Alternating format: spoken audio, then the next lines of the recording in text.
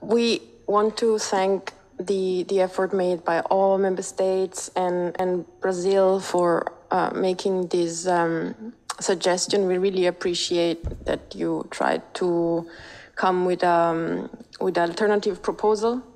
But based on all this discussion that we had these 3 days, we have decided collectively as a group to not include this last sentence, and also to eliminate again the word ambitious in the document. That's our preference. We came from all over the world to bring the stories and the struggle from our territories. And we believe that those have truly enriched this process, because the document is now more real and more human, because it reflects the struggles that we actually have in our daily lives as peasants, as indigenous youth, as youth with diverse identities, which is different from different contexts and diverse realities. It's about identities, about who we are. And if we are not recognized in this document, it means that the actual objective of being engaged in food system is denied from the beginning. We want to recognize that we really enjoyed working together in, we saw the effort of coming together and finding solution. And this for us shows that when civil society is involved, when peasants are involved, then the policy processes can really become stronger.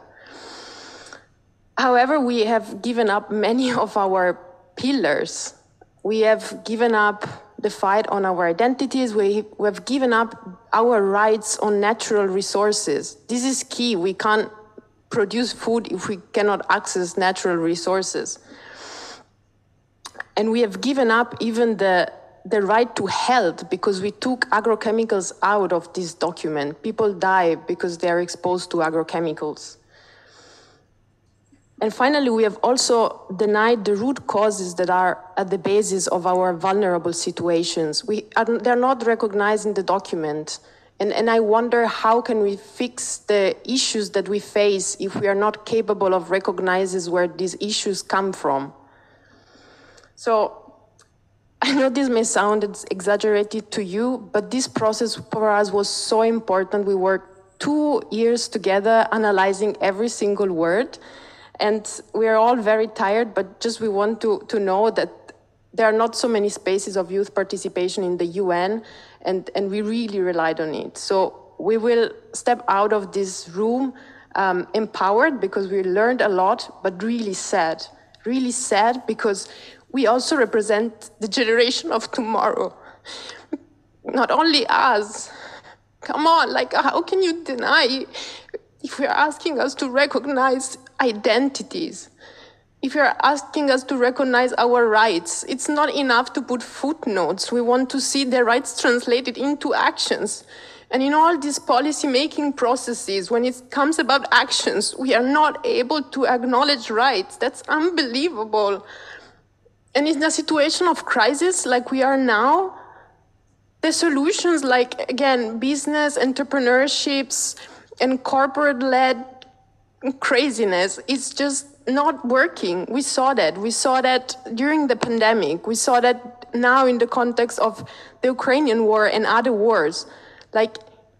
Food systems need to radically change.